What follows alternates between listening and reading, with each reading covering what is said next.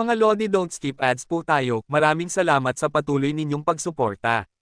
Paki-like and share naman dyan mga Lodi. At sa mga gustong mag-donate sa ating GCash or regular na load, mag-comment lang po tayo. Para patuloy tayong makapag-upload ng mga bagong kabanata. Marami pong salamat. Subaybayan natin ang kwento ng isang kabataang nangarap para sa kanyang mga mahal sa buhay. Mula sa pinakamahina tungo sa pinakamalakas. Alamin natin ang kwento ng kanyang buhay. Kabanata 2211 hanggang Kabanata 2220. Kabanata 2211. Ang labanan ay mas masahol pa sa inaasahan nila. Ang mga barko ay may napakalaking kapangyarihan at malamang na madaling mapuksa ang mga buong planeta. Ngunit, ang pagpigil sa pag-atake ng mga nakakatakot na galactic shrimp ay lampas sa kanilang kakayahan. Paminsan-minsan ay may lumilitaw na higanting yulang sa mga kawin ng mas maliliit na hipon. Ang mga yulang ay may nakakatakot na presensya na nagmumungkahi na sila ay nasa antas ng hari.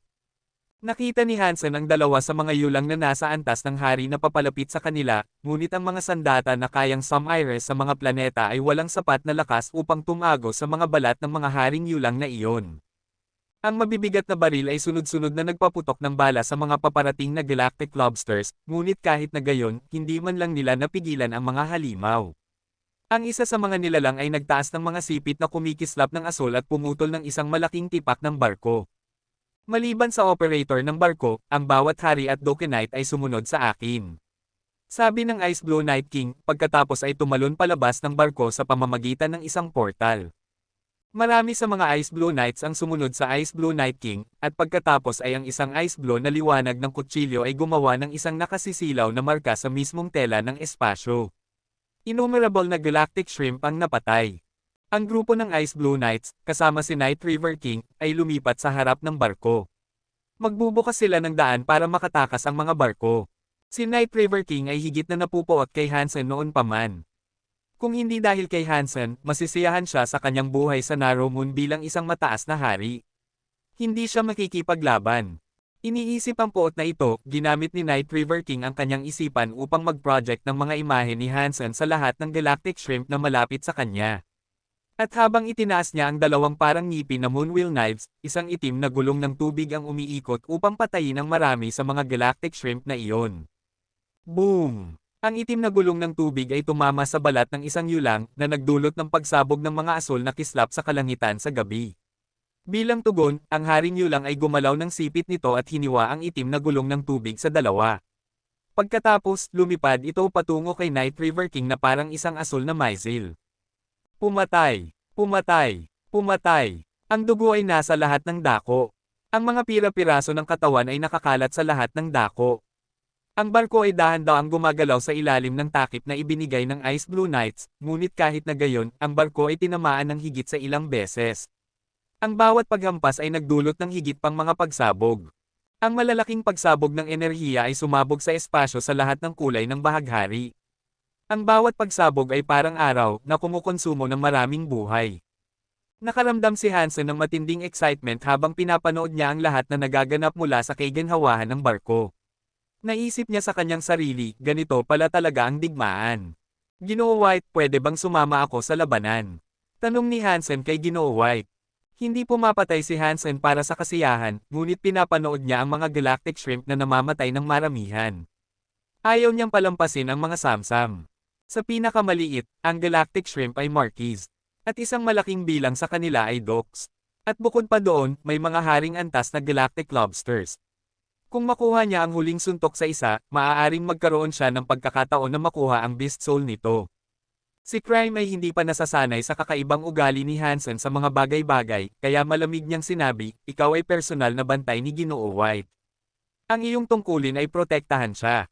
Ikaw ay isang marquis lamang, at kung lalabas ka doon, magdudulot ka lamang ng gulo. Ngumiti si Ginoo White at sinabi, si Hansen ay maaaring nandito na may titulong iyon, oo, ngunit hindi siya isang bantay lamang. Kung gusto niyang lumabas doon, may pahintulot ko siya. Ngunit kung lalabas ka, mangyaring maging maingat at gawin ang iyong makakaya. Salamat po, sir. Protektahan ninyo si Ginoo White sa ngayon. Itinuro ni Hansen ang utos kina Zero at Little Angel. Walang sinabi pang iba, lumabas si Hansen sa barko. Sa kanyang puso, sumigaw siya, sanggol na beast soul, paparating na ang kuya. Tinawag ni Hansen ang kanyang mga pakpak ng dragon sa kanyang likod at tainga. Ang kanyang katawan ay nabato sa pamamagitan ng Dangshan Aura. Sinuri niya ang buong labanan, pagkatapos ay lumipad patungo kay Ice Blue Night King. Hindi naisip ni Hansen na kaya niyang labanan ang isang kawan ng Galactic Shrimp ng mag-isa, kaya alam niya na kailangan niyang manatili sa tabi ni Ice Blue Night King upang samantalahin ang pinakamahusay na mga oportunidad. Aatakehin niya ang mga nasugatang Galactic Shrimp, at sa pamamagitan ng pagtatapos sa kanila, umaasa siyang makakatanggap siya ng isa o dalawang regalo. Sa gitna ng magulo na labanan na iyon, ginamit ni Hansen ang Dangshan Sutra, Heavenly Go, at Under the Sky Knife skills ng malaya. Naging kapaki-pakinabang ang tatlong ito sa sitwasyon na iyon. Pinaganya nito siyang makita ang buong labanan. Pinahintulutan din siya nitong tukuyin ang mga pinakamaligtas na lugar na sakupin sa gitna ng digmaan. Sa ganoong paraan, hindi siya mapapahamak ng labis. Lubos na nagulat si Crime nang payagan ni Ginoo White si Hansen na lumabas sa barko at sumali sa labanan. Ang mga Marquesas ay karaniwang mga backup lamang para sa Ice Blue Knights. Kung walang kakaibang nangyayari, hindi sila papayagang sumali sa anumang labanan na darating. Ang isang wastong Ice Blue Knight ay kailangang maging isang duke. Ngunit si Hansen ay maswerte. Matapos makarating ng ligtas kay Ice Blue Night King, pinatay ni Hansen ang isang hipon na nakalusot sa likuran nila nang hindi inaatake. Habang naglalakad, patuloy na sinubukan ni Hansen na hulaan kung paano magaganap ang labanan. Inihanda niya ang sarili upang magkaroon ng ilang mga pagpatay. Xenogeneic Marquis Galactic Shrimp na patay. Natagpuan ang Xenogeneic Gene. Pinalo at pinatay ni Hansen ang isang Galactic Shrimp. Ang asul, fluorescent na dugo ay sumabog sa kanya. Sa isang iglap, nagawa niyang patayin ang 30 sa kanila. Wala ni isa man ang nagbigay sa kanya ng Beast Soul, bagaman. Wala rin siyang panahon upang kunin ang mga Xenogeneic Genes. Kailangan niyang magpatuloy, pumapatay habang naglalakad. Masyadong maraming Galactic Shrimp, at kailangan ni Hansen na patuloy na mag-teleport upang muling ayusin ang kanyang sarili at ayusin ang kanyang lokasyon. Patuloy siyang lumipat sa pagitan ng mga ligtas na lugar upang bigyan ang kanyang sarili ng kaunting pahinga, ngunit ang paglayo sa karamihan ng Galactic Shrimp ay nangangailangan sa kanya na pumatay ng maraming sa kanila. Ang labanan ni Ice Blue Night King ay masyadong mapanganib upang makalapit mula sa nakikita ni Hansen. Nakita niya si Ice Blue Night King na pumatay ng isang haring antas na Galactic Lobster sa isang iglap. Hindi nakarating si Hansen doon sa oras na nagdulot sa kanya ng kalungkutan. Patuloy na nakipaglaban at tumingin sa paligid si Hansen habang naglalakad siya. Nakita niya si Night River King na nakikipaglaban sa isang haring antas na Galactic Lobster. Ang kanilang labanan ay isang masamang labanan, tiyak. Si Night River King ay may hawak na 2 kutsilyo habang ginagamit niya ang mga espesyal na diskarte ng Night River Beast laban sa yulang. Pinagdurog nila ang balat ng yulang na nagpapakita ng asul na karne sa loob. Mukhang ang haring antas na Galactic Lobster ay hindi sapat na malakas upang itaboy siya. Patuloy na nakipaglaban si Hansen, at habang ginagawa niya ito, nilapitan niya si Night River King. Masama si Night River King. Ang matandang lalaking ito ay nakikipaglaban sa haring antas na Galactic Lobster, ngunit nananatili siya sa isang ligtas na lugar kung saan hindi siya aatakehin ng mga hipon. Mukhang nagpasya siyang ang pakikipaglaban sa mga yulang, bagaman mapanganib, ay isang mas ligtas na taya kaysa sa pakikipag-away sa lahat ng hipon. Ngunit dahil doon, binigyan niya ako ng pagkakataon. Dahan-dahang lumapit si Hansen kay Night River King. Hindi ito ang oras upang salakayin si Night River King.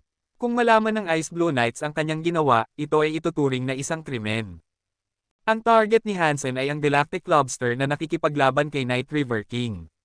Gusto niyang samantalahin ang pagkagambala at mga sugat nito. Pinaputok ng mga baril ang kanilang mga energy bolts, na nagre-resulta sa isang hanay ng mga pagsabog na sumabog sa lahat ng dako. Ang capital ship ay parang nasa gitna ng bahaghari. At sa ilalim ng mga kulay na iyon ay ang walang pigil na karahasan ng digmaan. Innumerable na buhay ang kinokonsumo. Talagang hindi patas. Kabanata 2212. Ang kapangyarihan ni Night River King ay hindi kahanga-hanga kung ikukumpara sa ibang mga hari. Ngunit ang kasanayang ginagamit niya ngayon ay napakalakas. Habang nakikipaglaban siya, maging ang mga haring antas na Galactic Lobsters ay nasasaktan ng mga pag-atake na kanyang ibinabato. Ang mga bahagi ng kanilang mga balat ay nabasag ng puwersa, at ang nakalantad na laman ay agad na nagsimulang mabulok. Si Night River King ay may talento nga, naisip ni Hansen sa kanyang sarili. Patuloy siyang gumalaw sa paligid ng digmaan, naghihintay para sa kanyang pinakamagandang pagkakataon na sumalakay. Dahil sa kawalan ng mga paputok na kapangyarihan ni Night River King, si Hansen ay may lahat ng pagkakataon na makuha ang huling suntok kung tama ang kanyang timing. Kung si Hansen ay sumusunod sa ibang hari, isa na may mga paputok na kapangyarihan, wala siyang pagkakataon. Ang mga paputok na pag-atake sa antas ng hari ay masyadong mabilis na pop unit sa iyo lang para makapasok si Hansen ng huling suntok. Xenogeneic Marquis Galactic Shrimp na patay. Natagpuan ng Xenogeneic Gene. Nakuha ang Beast Soul ng Galactic Shrimp. Napahinga ng maluwag si Hansen sa wakas ay nakakuha ng Beast Soul. Matapos pumatay ng napakaraming Galactic Shrimps, kahit isa ay handang magbigay sa akin ng isang bagay. Ngunit wala siyang panahon upang suriin ang Beast Soul sa sandaling iyon. Kailangan niyang ituon ang kanyang pansin sa labanan. Ayaw niyang mapahamak habang siya ay naliligaw ng pansin. Ayaw niyang gamitin ang kanyang Demon Bug by Sema maliban kung kinakailangan. Ang kanyang Ghost Teeth Knife ay kumikinang ng madilim na kulay ube. Ang mga hangin ng kutsilyo nito, kapag pinakawalan, ay pumapatay ng maraming Galactic Shrimp. Ngunit may mga kawan ng mga Xenogeneics na sumasakop sa bahaging iyon ng espasyo, kaya hindi niya sila kayang patayin lahat. Habang pinapanood ni Hansen ang mga pangyayari, isang duke antas na Ice Blue Knight ay nakikipaglaban sa isang Galactic Shrimp. Ang Galactic Shrimp na iyon ay mukhang medyo kakaiba kaysa sa karaniwang uri. Tiyak na hindi ito isang haring antas na Galactic Lobster, ngunit mas malaki ito kaysa sa isang normal na Galactic Shrimp, at mayroon itong translucent na asul na katawan. Ang malambot na asul na iyon ay kumikinang sa liwanag ng mga bituin. Isang mutant Xenogeneic, agad na nagtuon si Hansen sa labanang iyon. Malakas ang Ice Blue Knight. Ang bawat individual na knight doon ay makapangyarihan, ngunit ang isa na nakikipaglaban sa Mutant Galactic Shrimp ay isa sa mga pinakamahusay na dogs na naroon. Nang simulan niyang labanan ang Mutant Galactic Shrimp, nagawa niyang makakuha ng ilang maagang suntok. Ngunit pagkatapos ay nagbago ang sitwasyon, at nahihirapan na siyang labanan ang Mutant Galactic Shrimp. Maliwanag na hindi siya nananalo sa pakikipaglaban. Masusing tinignan ni Hansen ang nangyayari, at napansin niya na iniwan ng Ice Blue Knight ang karaniwang Knight Formation upang harangan ang daanan ng Mutant Galactic Shrimp. Ngunit ginawa niya iyon upang maakit ang atensyon ng Mutant Galactic Shrimp, kaya ang pagdating nito ay hindi sisira sa buong formation ng kanyang koponan. Malakas ang Mutant Galactic Shrimp, at ang katawan nito ay mayroong galactic na liwanag. Napakabilis nito, at ang bawat isa sa mga pag-atake nito ay parang hampas ng martilyo. Hindi makaiwas ang Ice Blue Knight sa mga pag-atake nito. Sinubukan niyang gamitin ang kanyang kalasag upang harangan ang mga pag-atake ng Mutant Galactic Shrimp, ngunit ang kalasag ay nabasag ng isang suntok lamang. Ang mga tinik ng hipon ay hindi huminto doon dahil pagkatapos na maipasa ang kalasag, tumagos ito sa baluti ng duke. Ang dugo ay tumulo mula sa punto ng pagpasok. Sumigaw ang Ice Blue Knight. Hindi niya pinansin ang kanyang mga sugat habang ang kanyang mga kamao ay nagliyab na parang araw. Bumagsak ang mga ito sa ulo ng Mutant Galactic Shrimp. Katsa! Ang mata ng Galactic Shrimp ay nabutas papasok. Ang balat ng nilalang ay nabali-bali sa lahat ng dako na nagdulot ng pagsabog ng kumikinang na asul na dugo mula sa mga butas. Ngunit hindi pa ito patay. Tinipon nito ang sarili at tumawag ng berdeng liwanag pagkatapos ay lumipad patungo sa Ice Blue Duke na parang isang guhit. Blurg! Umihingi ng dugo si Ice Blue Duke. Ang baluti sa kanyang dibdib ay nabasag. Ang tinik ng hipon ay tumago sa kanyang dibdib na iniwan siyang nakatusok. Bigla, isang madilim na kulay ube na hangin ng kutsilyo ang lumitaw malapit sa Mutant Galactic Shrimp. Ang hangin ng kutsilyo ay gumagalaw na parang isang dragon, tumutusok sa sugatan na ulo ng Galactic Shrimp. Umiyak ang nilalang sa sakit. Tinulak ni Hansen ang Ice Blue Knight mula sa nakakatakot na tinik at ginamit ang kanyang Ghost Teeth Knife upang gumawa ng mga sinulid ng kutsilyo. Pinangunahan niya ang mga sinulid upang simulan ang pagpatay sa lahat ng Marquis Galactic Shrimp na papalapit sa kanila. Ayos lang ako. Nagpumigla si Ice Blue Knight na ituwid ang kanyang sarili. Ang kanyang dibdib at likod ay dumudugo, at higit pang dugo ang tumulo mula sa sulok ng kanyang bibig. Ngunit kahit na gayon, bumangon na siya at sumali sa labanan. Ang kanyang katawan ay nagliliyab, at ang kanyang mga kamao ay parang mga araw. Naghagis siya ng higit pang mga suntok sa Mutant Galactic Shrimp. Tanga! Malubha ang iyong sugat, at gusto mo pa ring labanan ito. Hindi naglakas loob na pabagali ni Hansen habang nag-iisip siya. Patuloy niyang iniwagayway ang kanyang Ghost Teeth Knife, determinado na makuha ang huling suntok kahit anuman. Ang Ice Blue Knight na iyon ay parang isang pulang oso. 3 metro ang taas nito, at mayroon itong nakakagambalang lakas. Ang kapangyarihang kanyang tinawag ay parang isang nagngangalit na apoy, at ang bawat suntok ay parang isang buong araw na sumabog. Ang kanyang mga pag-atake ay talagang nagpaiwan kay Hansen na walang salita. Kung hindi niya binutis ang balat ng Mutant Galactic Shrimp, hindi magagawa ni Hansen na tumagos ito tulad ng ginawa niya. Ngunit ang nag-aapoy na Ice Blue Knight ay bumalik sa pakikipaglaban sa Mutant Galactic Shrimp. Mabilis si Hansen, at patuloy siyang umiikot at umaatake sa parehong oras. Kaya niyang pabagalin ang kanilang kalaban at gawing medyo madali ang labanan para sa Ice Blue Knight. Pang! Pang! Lumutang si Hansen sa ere na nag-ahadjust ng kanyang petrification shockwave. Nabato nito ang lahat ng mas maliliit na galactic shrimp sa lugar, ngunit hindi ito gaanong nakaapekto sa mutant. Ang pagtatangka na mag-petrify ay medyo nagpabagal lamang dito. Hawak ni Hansen ang kanyang ghost teeth knife, at tinawag niya ang kanyang spell rocket launcher. Nagpaputok siya ng isang rocket na tumama sa mutant galactic shrimp na nagresulta sa pagsabog ng mushroom cloud. Ang galactic shrimp ay minarkahan din ng simbolo ng isang pagong. Tiyak na nagpabagal iyon sa halimaw. Ngunit sa universo na iyon, ang pagong ay hindi gaanong nakakaapekto sa isang nilalang na lumilipad.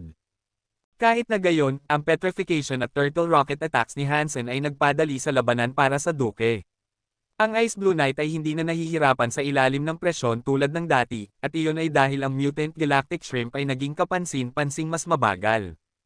Umiyak ang nag-aapoy na Ice Blue Knight at naghagis ng isa pang suntok na tumama sa pinakamalaking sugat ng nilalang na parang bomba atomika. Pinutol nito ang kalahati ng ulo ng Mutant Galactic Shrimp. Ang asul na laman sa ibaba ay nasunog at umuusok na may pulang, nagwawasak na apoy. Huwag kang mamatay. Isave mo ang iyong huling hininga para sa akin, nanalangin si Hansen. Natatakot siyang tapusin ng Ice Blue Knight ang hipon. Lumipad siya pasulong, sinasadyang tawirin ang daanan ng Ice Blue Knight upang harangan siya. Pagkatapos ay nagpaputok siya ng rocket sa Mutant Galactic Shrimp. Dinala nito ang mga kapangyarihan ng Break Six Skies na direktang ibinigay sa nakalantad na utak ng malubhang nasugatang ulo. Sumakit ang rocket at nagdulot ng malubhang pinsala sa kalaban. Ngunit sa susunod na segundo, ang Mutant Galactic Shrimp ay kuminang ng berde. Nagsimulang lumaki ang katawan nito, lumalawak na parang supernova.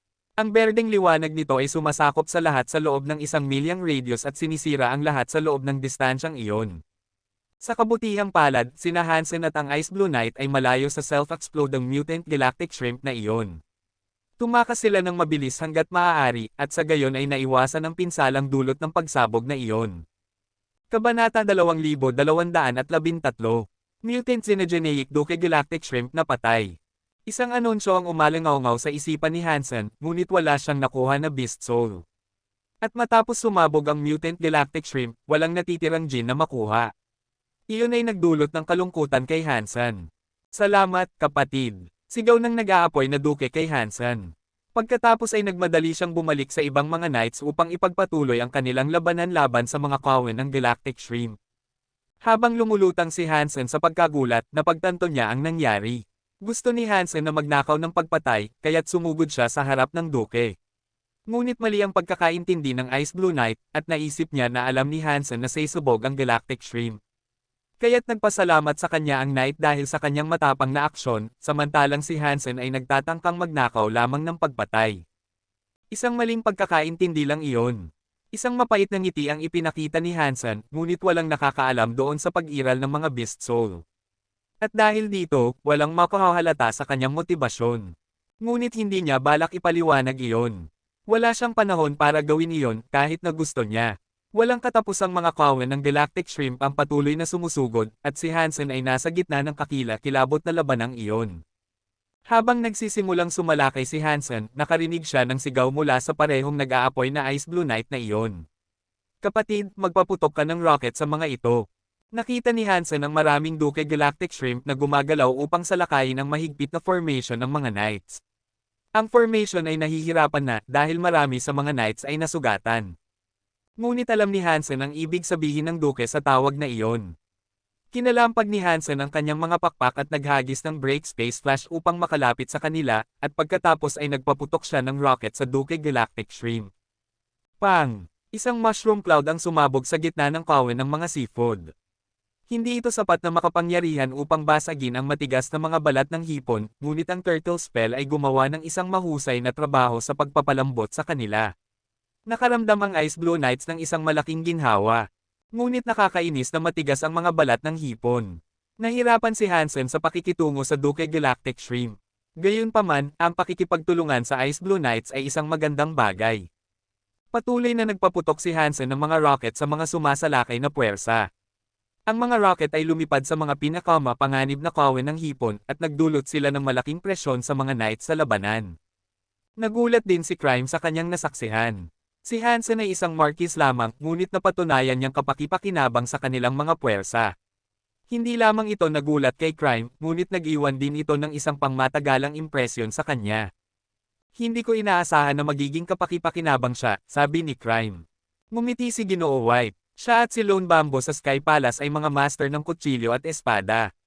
Bagaman siya ay isang marquis, ang kanyang mga kakayahan ay inilalagay siya sa parehong antas ng isang duke. Hindi kilala ni Crime si Hansen, ngunit narinig na niya ang tungkol kay Lone Bambo. Ang labanan sa pagitan ni Dollar, Lone Bambo, at Evil Eye ay medyo sikat, at marami sa Extreme Kings ang nanood nito. Si Crime ay isa sa kanila. Nagulat si Crime. Nasa parehong antas siya kay Lone Bambo. Tumawa si Ginoo White. Nakita mo na ang kanyang performance. Sabihin mo sa akin, hindi mo ba sa tingin ay kaya niyang makipagsabayan kay Lone Bambo? Napakalakas niya. Tumanggaw si Crime bilang pagsang-ayon. Ngunit hindi niya gaanong gusto ang pagkatao ni Hansen, at mas pipiliin pa rin niya si Lone Bambo sa isang labanan sa pagitan ng dalawa. Mas gusto ni Crime ang isang taong kayang makipaglaban sa kanilang mga kaaway ng harapan. Hindi niya kayang pahalagahan ang isang taong tulad ni Hansen, na patuloy na nagbabago ng posisyon upang maglunsad ng mga palihim na pag-atake. Ngunit wala siyang pakialam kung paano siya tinitingnan ng mga tao. Gumalaw siya ayon sa kanyang nakikita, at habang naglalakad siya, patuloy niyang pinapuputok ang mga rocket na iyon na puno ng turtle spell. Sinubukan din ni Hansen na magpaputok ng mga rocket na may mga kapangyarihan ng yelo, ngunit ang Galactic Shrimp ay may malakas na cold resistance, kaya hindi gumana ang mga rocket na iyon. Tinigilan niya iyon sa ngayon. Patuloy pa ring nakikipaglaban ang Ice Blue Knights, at habang ginagawa nila iyon, pinaputok ni Hansen ang kanyang mga rocket. Masaya siya. Habang nagsasaya siya, napansin niya na nagbago ang sitwasyon ni Night River King. Nagawa ng rebate na putulin ang mga sipit ng Galactic Lobster. Marami sa kanyang mga itim na gulong ng tubig ang hinihiwa ang anyo ng yulang. Hindi na magtatagal bago ganap na maputol-putol ang nilalang. Malayo si Hansen sa Galactic Lobster sa puntong ito. Hindi siya makakarating doon sa oras. Mabilis na nag-isip, ginawang sniper rifle niya ang spell at tinutukan ang gulugad ng Galactic Lobster. Pagkatapos, pinindot niya ang gatilyo. Ang bala na iyon ay hindi puno ng mga epekto ng turtle, at wala rin itong anumang kapangyarihan ng yelo. Pinaputok ito gamit ang isang matatag na dosis ng kapangyarihan ng Break 6 Skies. Ang bala ay dumaan sa mga kawin ng Galactic Shrimp upang maabot ang Galactic Lobster. Si Night River King ay malapit ng patayin ang Galactic Lobster, ngunit pagkatapos, may isang kislap. Ang kislap ay tumagos sa balat na pinaghirapan niyang sirain, na tumagos sa ulo ng Galactic Lobster. Boom! Ang yulang ay mukhang wala ng iba kundi bulok na karne sa puntong ito, at bigla itong sumabog. Nabali ang gulugod, at ang utak ay sumabog. Nagulat si Night River King. Sinundan niya ang liwanag pabalik sa pinagmulan nito, at doon nakita niya si Hansen na may hawak na sniper rifle. Agad siyang nagalit na iniisip na inaasar siya ni Hansen. Ngunit sa gitna ng isang labanan na tulad noon, wala nang magagawa si Night River King upang maghiganti kay Hansen. Pumunta siya sa katawan ng Galactic Lobster, hiniwa ito, at hinukay ang King Xenogeneic Gene. Xenogeneic King Galactic Lobster na patay.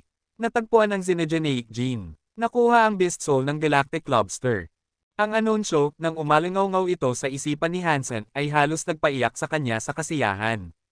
Nagawa niyang makuha ang isang Beast Soul na nasa antas ng hari. Hindi kayang patayin ni Hansen ang mga Xenogeneics na nasa antas ng hari, lalo na sa gitna ng isang mapanganib na labanan tulad ng kasalukuyang kanyang kinakaharap. Ako ang sniper elite na kayang tumutok at magpaputok ng bala sa kaluluwa. Medyo mayabang ang pakiramdam ni Hansen tungkol dito. Nagpatuloy ang labanan, at marami pang Galactic Shrimp ang napatay. Maraming Knights din ang napatay. Sa ilalim ng pagkubkob ng Galactic Shrimp, sina Ice Blue Night King at ang natitirang Ice Blue Knights ay sa wakas ay nakagawa ng daan para makalampas at makatakas ang mga barko. Napatay ni Hansen ang maraming Galactic Shrimp, at ang nakakapagod na performance ay nagdulot sa kanya ng maraming enerhiya. Nang matapos na siya, nakaramdam siya ng matinding pamamanhid at pagod. Ang barko na minsang mukhang planeta ay lubos na nasira. May mga apoy sa lahat ng dako at ang usok ay sumusunod sa likuran nito. Bigla, ang mga asul na ilaw sa paligid ay nagdilim. Nagsimulang umatras ang Galactic Shrimp at muling nakita ng Ice Blue Knights ang itim, walang laman na canvas ng espasyo. Kakaiba, parang ang Galactic Shrimp ay pinigilan ng isang bagay. Hindi sila sumunod. Nagtipon silang lahat kung saan naroon si Hansen na parang bundok. Iilan lamang ang dumaan, ngunit agad silang bumalik sa masa na iyon. Lumabas na tayo sa kanilang teritoryo. Sigaw ng isang tao, at nagsaya ang lahat ng knights. Halos lahat ng Ice Blue Knights ay nasugatan, at ang barko ay halos nawasak. Hindi maganda ang sitwasyong ito. Nasa malungkot silang kalagayan, at kakapasok lamang nila sa mga sistema ng kaguluhan. Mayroon pa silang ilang oras bago makarating sa base ng Ice Blue Knights. Kabanata 2214. Ito ang mga sistema ng kaguluhan, at anumang bagay ay maaaring mangyari dito. Maging handa sa kamatayan, sabi ni Ginoo White nang bumalik si Hansen sa barko. Walang umaasang makakaharap ang Galactic Shrimp habang papalabas na sila sa sistemang iyon, at ang Ice Blue Knights ay nagkaroon ng maraming casualty. Gayunpaman, ang karamihan sa kanila ay nakaligtas. Sa pangkalahatan, ang labanan ay naging maayos. Masaya rin ang mga knights na hindi nila ginaisang ang Black Hole Spider. Kung nagawa nila iyon, ang kanilang buong hukbo ay tiyak na mapapahamak, hindi lamang ang iilan na nawala nila sa mga hipon. Ang mga bangkay ng mga patay na knights ay hindi maibabalik dahil walang makakabalik sa teritoryo ng Galactic Shrimp at maibabalik ang mga namatay. Kahit na makakabalik sila, ang mga namatay ay kakainin na ng mga nilalang sa ngayon. Marami silang nawala sa labanang iyon. Hindi nila maibabalik ang mga xenogeneic genes o ang mga bangkay ng mga pinatay nila, wala silang panahon upang mangolekta ng anumang bagay. At pagkatapos umalis, hindi nila maisip na bumalik. Ang mga barko ay lubos na nasira. Sa kabutihang palad, ang mga barko ay dinisenyo upang labanan ang pag-atake ng mga xenogeneics. Ang baluti ng barko ay parang balat ng lupa. Bagaman ang mga barko ay lubos na nasira, ang kanilang mga core ay hindi nasaktan. Dahil dito, kaya pa rin nilang lumipad.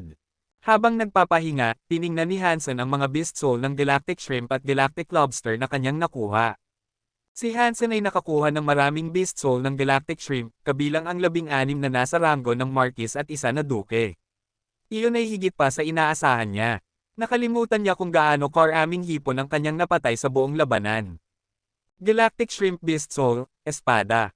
Tinawag ni Hansen ang Beast Soul ng Galactic Shrimp na espada.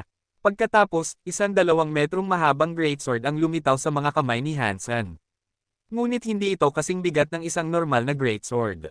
Ang Galactic Shrimp Greatsword ay parang tinak sa dulo ng isang Galactic Shrimp. Ito ay isang transparent na asul na kulay, at mukhang lagari, ngunit may matalas at talas na dulo. Kumikinang ito ng asul. Nang iwagayway ni Hansen ang talam, nagdulot ito ng pagsabog ng asul na liwanag. Binigyan ni Hansen ang isa sa mga beast soul ng Galactic Shrimp sa bawat isa sa kanyang mga kasama. Ang isang sandata na nasa klase ng Marquis ay hindi masama pagkatapos ng lahat. Tungkol naman sa Duke, ibinigay niya iyon kay Ji-Ching. Ang super god body ni Ji-Ching ay tinatawag na Sword Soul. Siya ay medyo bihasa sa espada, kaya ibinigay iyon ni Hansen sa kanya para kay Jianran. Ngunit ang pinakamahalagang bagay na nakuha niya ay ang beast soul ng Galactic Lobster. Itinuon ni Hansen ang kanyang pansin doon. King antas na Galactic Lobster Beast Soul, baluti. Baluti na nasa antas ng hari. Isang maliit na hiyaw ang pinakawalan ni Hansen. Kailangan niya ng isang baluti na may ganoong lakas. Ang Demon Bog King Baisema ay may mataas na antas ng depensa, ngunit hindi makakasalakay si Hansen habang nakataas ang kalasag. Iba ang Beast Soul Armor. Iyon ay isang pangunahing bagay na kailangan ng lahat. Nakakaawa na isa lang ang meron ako. Kung nagawa kong pumatay ng ilan pa, lahat ay magkakaroon ng baluting yulang na ito. Mas magiging ligtas tayo sa mga sistema ng kaguluhan, tiyak iyon, naisip ni Hansen sa kanyang sarili. Tinawag ni Hansen ang baluti ng Galactic Lobster, at isang translucent na asul na kristal ang bumalot sa kanya. Sa loob ng asul na kristal ay kumikinang na berdeng liwanag. Gumalaw si Hansen, at nang gawin niya iyon, mukhang ang mga bituin ng isang buong kalawakan ay gumagalaw kasama niya. Ang ganda ng baluti. Iyon ba ang beast soul ng Galactic Lobster? Inggit na tinignan ni Ji-Ching ang baluti ni Hansen. Ang baluting iyon ay napakaganda nga. Kumikinang ito na parang asul na diamante, kaya tiyak na makakakuha ito ng atensyon ng sinumang babaeng dumadaan. Gayunpaman, hindi mahilig si Hansen na magsuot ng isang bagay na napaka-flashy. Kung mapipili niya ang hitsura nito, mas gusto niya ang isang bagay na mapurol at kulay abo. Gusto niya kasing manatiling hindi napapansin. Ang pagsusuot ng baluti na tulad noon ay nagparamdam kay Hansen na parang isang alitaptap sa dilim. Napakakinang nito, at lahat ng uri ng mga kaaway ay maaakit sa kanya. Kahit na gayon, mas mabuti pa rin ito kaysa wala. Pagkatapos ay binigyan ni Hansen si Hanya ng kanyang Gold Demon Bog King Beast Soul. Ngayon ay makakapag-explore na si Hanya ng mag-isa nang hindi na kailangang panatilihin si Little Angel sa tabi niya. May isang hanay ng baluting yulang na si Hansen ngayon, kaya ang Demon Bog by Sema ay hindi na gaanong mahalaga sa kanya. Kung kailangan niya ito, maaari na lamang niyang hanapin si Little Angel at ang iba pa. Matapos makita ang Galactic Shrimp sa aksyon, si Hansen ay may mas mahusay na pag-unawa sa lawak at panganib ng mga sistema ng kaguluhan. Kahit na may 3 siyang Demon Bog King by Semes, ang kanyang kaligtasan ay hindi tiyak. Ngayon naiintindihan ko kung paano namatay ang isang babaeng tulad ni Isha dito. Iniisip si Isha, kailangan ni Hansen na tapusin ang kanyang iniisip gamit ang isang maririnig na buntong hininga. Si Ice Blue Night King ay nagpadala ng ilang xenogeneic genes at karne ng Galactic Shrimp bilang gantimpala para sa pakikilahok at performance ni Hansen. Ang taong naghatid ng mga gamit ay ang parehong nag-aapoy na Ice Blue Knight mula noon. Kapatid, ang pangalan ko ay Exploding Bear. Kilala ako sa aking anyo bilang isang nagngangalit na oso. Aalagaan kita mula ngayon. Kung may kailangan ka sa Ice Blue Knights, ang kailangan mo lang gawin ay tawagin ang aking pangalan. Pinalo ni Exploding Bear ang kanyang dibdib sa harap ni Hansen. Oo, tiyak na gagawin ko iyon, at gagamitin ko ng husto ang iyong pangalan, sabi ni Hansen na may ngiti. Nakakapagpahinga na magkaroon ng kaalyado sa Ice Blue Knights. Cool. Kung may oras ka, bisitahin mo ako sa ika-6 na team. Tumawa si Exploding Bear, at pagkatapos ay tinapik si Hansen sa balikat. Umalis siya kasama ang ibang mga knights na nagdala ng gantimpala ni Hansen. Ginamit ni Hansen ang karne ng Galactic Shrimp para sa isang shrimp hotpot. Hiniwa niya ang translucent na karne ng hipon at isinawsaw ito sa isang sarsa. Nang ilagay niya ito sa kanyang bibig, ang tamis ng mga katas ay napakasarap. Pakiramdam niya ay matutunaw siya sa hipon mismo. Ang paglalakbay na sumunod ay hindi gaanong mapanganib o kapana-panabik gaya ng iniisip ni Hansen. Naglakbay sila sa loob ng 1 linggo, at hindi nila kailangang labanan ang isang xenogeneic sa panahong iyon. May mga grupo ng xenogeneics na nakakita sa mga barko, ngunit lahat sila ay tumakas ng hindi nagdudulot ng gulo. Wala silang magagawa, at sa isang punto, sumama si Hansen kay Exploding Bear para uminom. Si Exploding Bear ay kapitan ng ika-6 na team. Ang kanyang mga subordinate knights ay mabait kay Hansen kahit na siya ay isang marquis lamang. Ang kabaitan ay higit sa lahat ay nakuha dahil sa performance ni Hansen noong nakaraang araw. Ang mga makapangyarihang elite ay makakatanggap ng maraming respeto anuman ang kanilang ranggo o lahi. Huwag kang mag-alala, kapatid. Ang mga sistema ng kaguluhan ay hindi kasing nakakatakot gaya ng maaari mong ikatakot. Maraming beses na naming nilakbay ang rutang ito, at palaging malinaw ito. Ang Black Hole Spider at ang Galactic Shrimp ay mga ligaw na float. Kilala ni Big Bro Bear ang daang ito ng mabuti, at masasabi ko sa iyo, walang mangyayari. Magpahinga at magsaya sa inumin. Pagkatapos ay nagpatuloy si Exploding Bear sa pag-ubos ng 3 buong kegs. Hinawakan niya ang balikat ni Hansen at itinulak ang isa pang keg patungo sa kanya. Kapatid Bear, hindi dahil ayaw kong uminom, kundi dahil hindi ako makakapag-inom. Masyadong maliit ang tiyan ko. Tumingin si Hansen sa kanyang namamagang tiyan. Mahilig kumain si Exploding Bear, at habang naghahadya si Hansen ng konsyom para subukang sumabay, hindi pa rin siya masyadong makakakain. Hindi niya maisip kung gaano kalaki ang tiyan ng oso. Tumawa si Exploding Bear at nagsimulang magsalita nang tumunog ang isang alarma at pinutol siya. Lahat ay nag-freeze. Battle alarm! Sigaw ni Exploding Bear na nanlalaki ang mga mata. Mukhang ang mga salita ni Exploding Bear ay hindi maaasahan. Bumangon si Hansen at pumunta sa control room. Alam niyang dadalhin ni Ginoo White ang kanyang mga kasama doon. Kabanata 2215. Nang makarating si Hansen sa control room, naroon na sina Ginoo White at Crime. Batay sa ipinapakita ng kanilang mga scanner, mayroong isang higanteng hayop sa harap ng barko. Ang nilalang ay mukhang isang malaking pagong sa dagat. Gayunpaman, ito ay kasing laki ng isang planeta.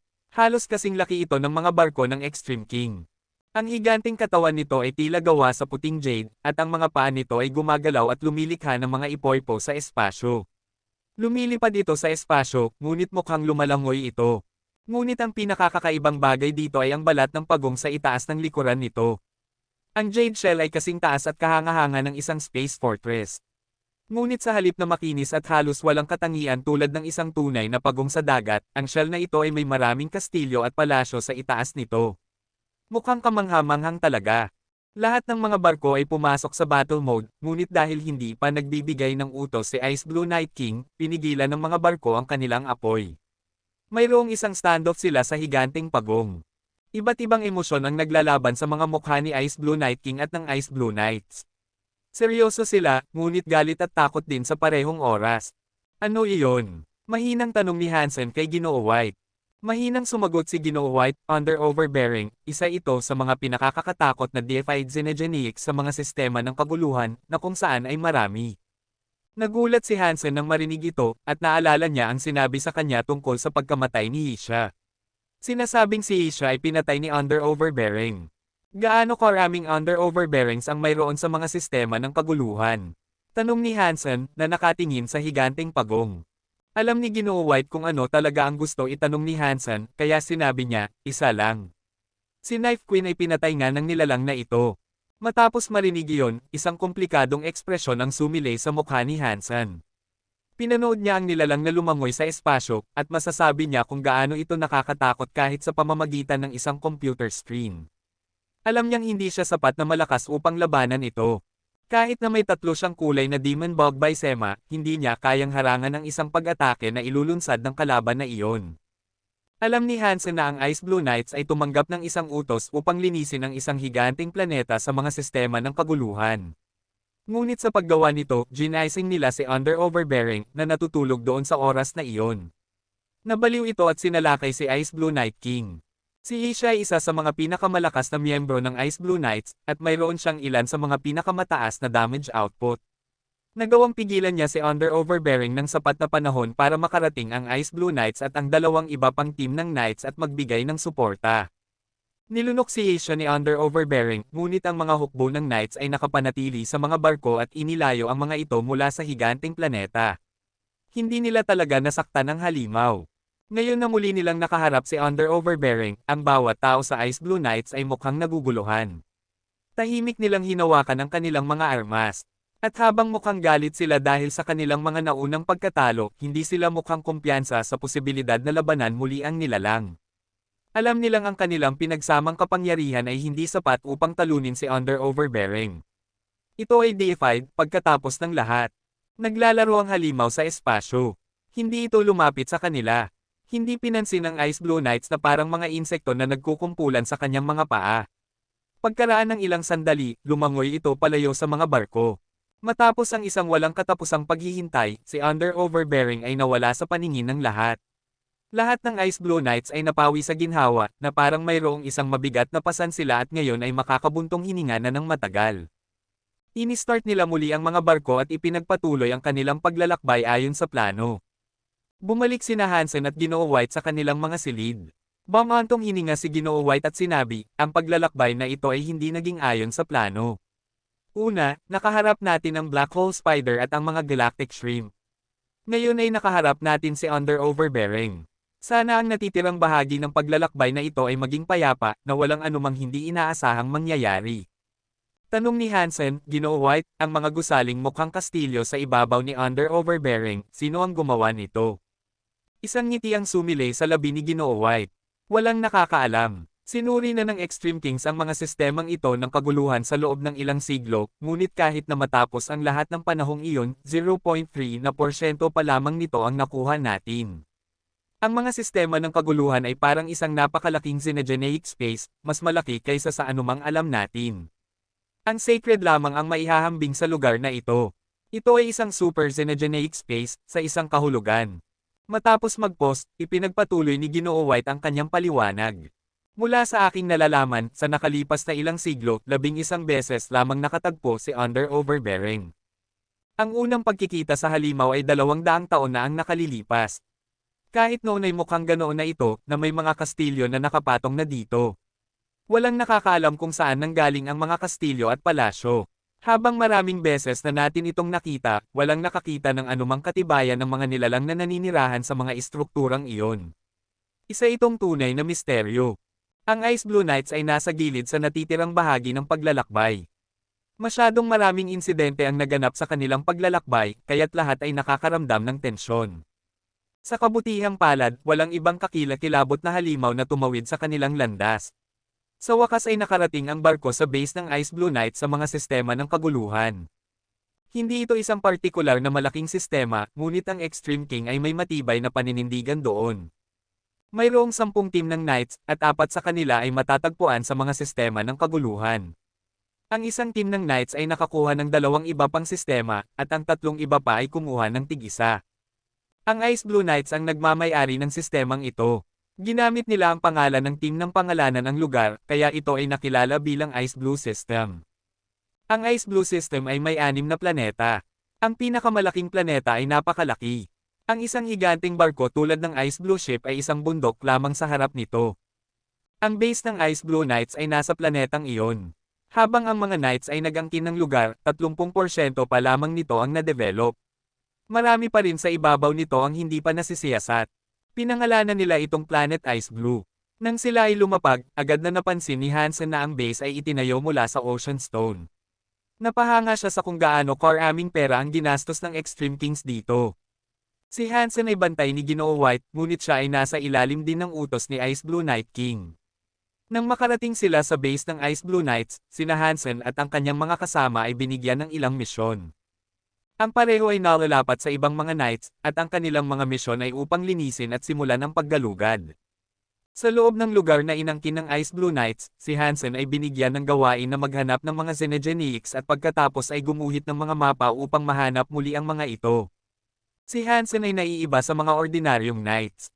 Hindi siya nasa isang backup team, at mayroon siyang sariling team na binubuo ng kanyang sariling mga tao. Iyon ang kasunduan na ginawa niya bago siya sumali.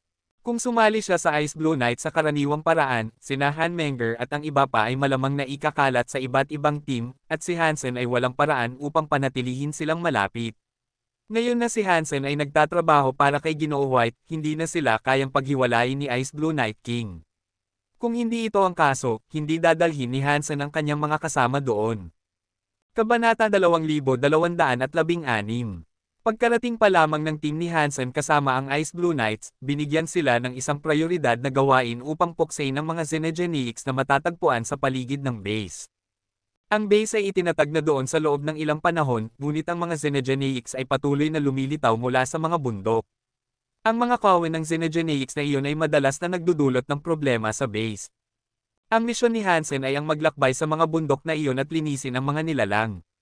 Maraming bird Xenogenics doon, at mabilis silang dumami. Kailangan ni Hansen na puksain ang kanilang mga tahanan at sirain ang anumang itlog na mahanap niya. Kung hindi, isang bagay lamang ng panahon bago sila bumalik. Sa gitna ng mga bundok na iyon, si Hansen ay nagbabalat ng ilang pinakuloang itlog ng ibon. Kinain niya ang mga ito at kumunat ang noo. Ang kanyang grupo ay nasa mga bundok na iyon sa loob ng kalahating buwan, at pumapatay sila ng mga ibon at sumisira o kumakain ng mga itlog ng ibon araw-araw. Sa simula, naisip nilang masarap ang mga itlog, ngunit pagkatapos ng kalahating buwan na ang mga itlog lamang ang kanilang pagkain, nagsasawa na sila sa lasa. Pinatay na ng Ice Blue Knights ang pinakamakapangyarihang Xenogenics, kaya walang mga hari sa paligid. Wala man lang mga dogs. Karamihan sa kanilang nakikita ay mga mababang antas na Xenogenics na ang tanging kasanayan ay ang mabilis na pagpaparami, kaya wala sa mga pagpatay ang nakatulong kay Hansen. Ngunit ang gawain sa paglilinis ay may ilang benepisyo. Magkakaroon sila ng mga puntos, at ang mga puntong iyon ay magagamit upang makakuha ng mga gamit mula sa mga vendor sa base. May mga GenoArts at Xenogenic Genes na magagamit para sa pagtubos. Siyempre, para kay Hansen, ang mga potensyal na gantimpala ay hindi katumbas ng problema. Ang mga bagay na gusto niya ay mangangailangan ng maraming puntos at magtatagal upang gumawa ng mga gawain sa paglilinis upang makaipon ng kinakailangang halaga. Gayunpaman, hindi ito ganap na walang kabuluhan. Maraming bird synergeneics ng iba't ibang elemento sa bundok na iyon, at ang katotohanang iyon ay nagbigay kay Hansen ng isang ideya. Hindi magagamit ni Hansen ang kanyang Sun Raven Gem Beast Soul, at kailangan niya ng isang Fire Element Bird Beast Soul bilang base.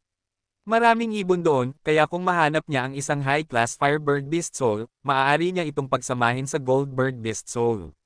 Maaaring payagan siya nito na makakuha ng isang deified Beast Soul. Ang mga Beast Soul na nasa antas ng hari ay maaaring mabuhay sa proseso ng pagsasama sa isang mataas na rate ng tagumpay, ngunit mahihirapan si Hansen na pumatay ng isang king antas na synergenic sa kanyang kasalukuyang antas ng lakas. At dahil mahirap din itong mahanap, mag-aayos siya sa paghahanap ng isang duke.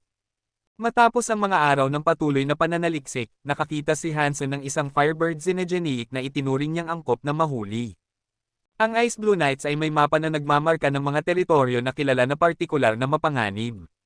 Ang Lava Valley ay isa sa mga locus yung iyon. Ang lambak ay 100,000 milya ang haba. Mayroong isang lava river na dumadaloy sa haba nito, at ang mga dingding ng lambak ay may maraming yungib. Ang mga fire synergeneics ay madalas na naninirahan sa mga lugar na iyon.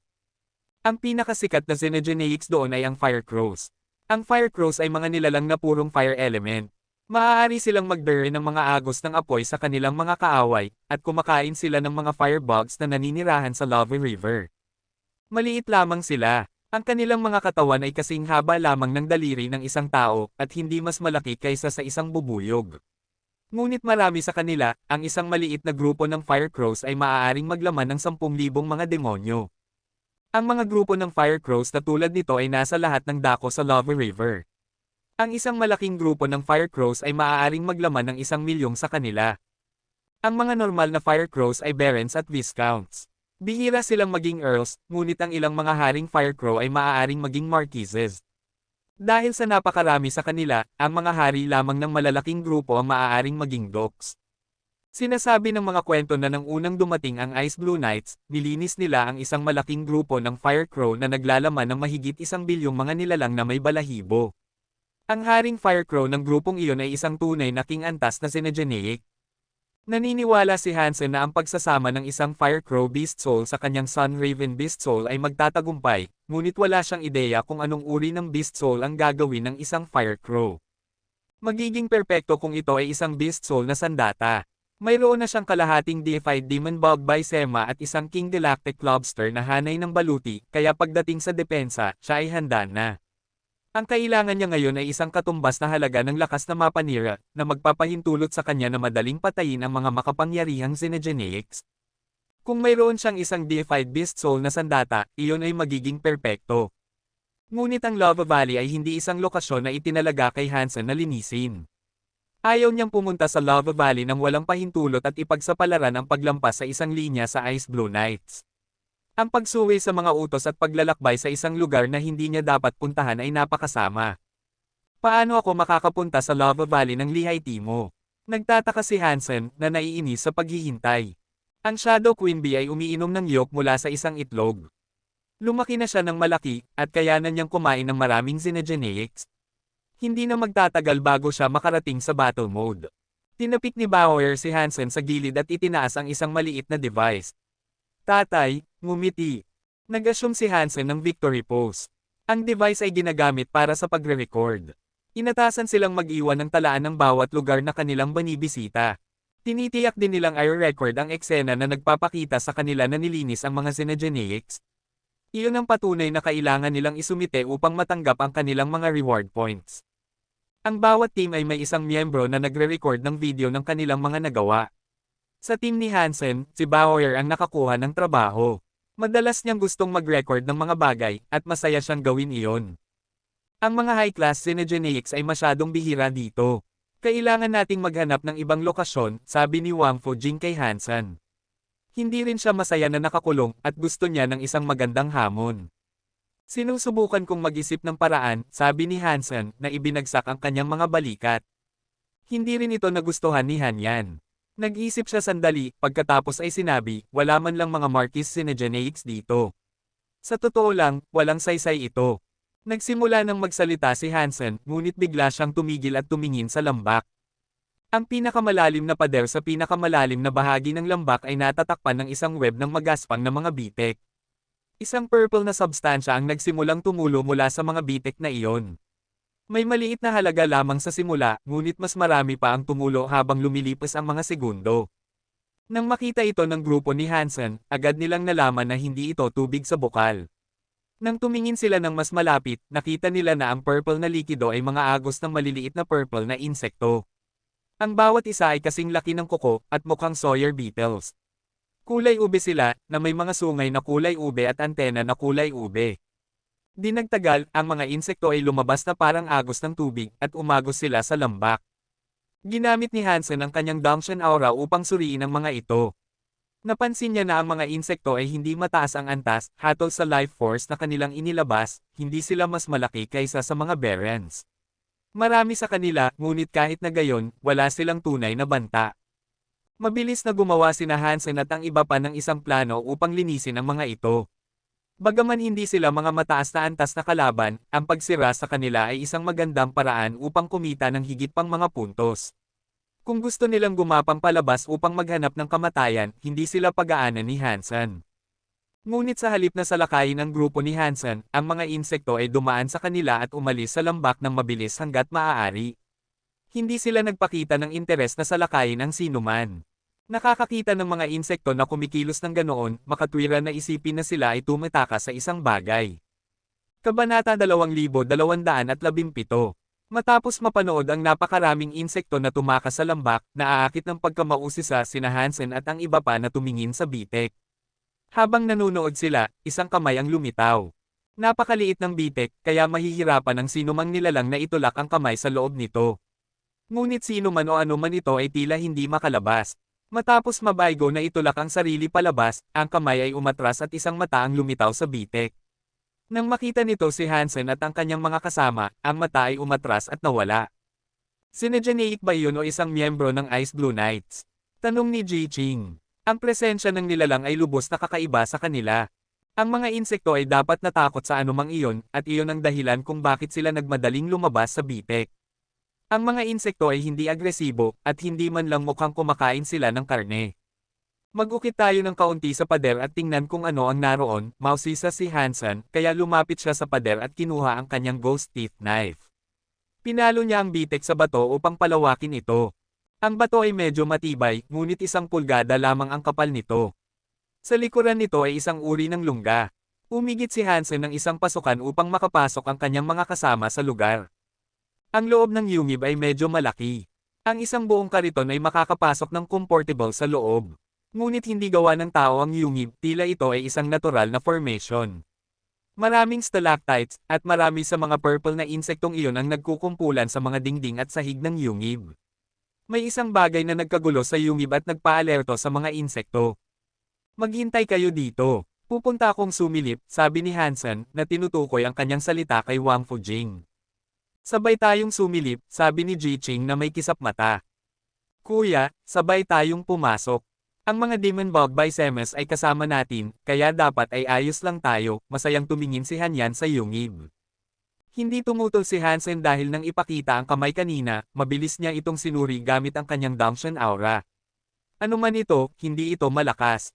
Ang nilalang na pinagmamay-arian ng kamay ay hindi maaaring maging mas malaki kaysa sa isang duke. Pumasok sina Hansen at ang kanyang mga kasama sa yungib, at masayang sumulong si Hanyan upang pangunahan ang ekspedisyon sa subterranean dwelling. Maraming insekto sa paligid, at mukhang nagkalat sila nang lapitan sila ng bagay na iyon kanina. Madaling makita mula sa paggalaw ng mga insekto kung saan napunta ang nilalang na kanilang sinusundan. Mabilis silang naglakbay sa yungib, at nakakita sila ng maraming insekto na tumatakbo sa lahat ng dako habang gumagalaw sila. Maraming daan na maaaring tahakin, at ang istruktura at komplikasyon ng labyrinth ay hindi madaling manavigate.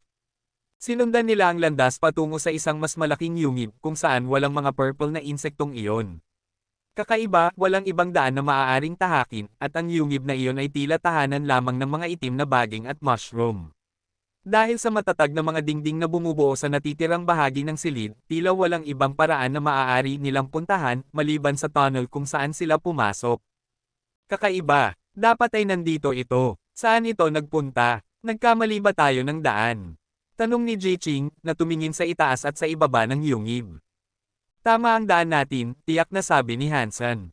Ginamit niya ang kanyang Dangshan aura upang suriin ang lugar, at hinanap niya ang aura at trace molecules ng nilalang na kanilang hinahanap. Naroon pa rin ito sa hangin. Tumingin si Hansen sa paligid, at pagkatapos ay ang kanyang mga mata ay tumitig sa isang bato na malapit sa isang pader. Iwinagayway niya ang kanyang kamay at itinulak ang bato. Ang pag-alis nito ay nagsiwalat ng isa pang maliit na yungib na nakatago sa likod ng bato.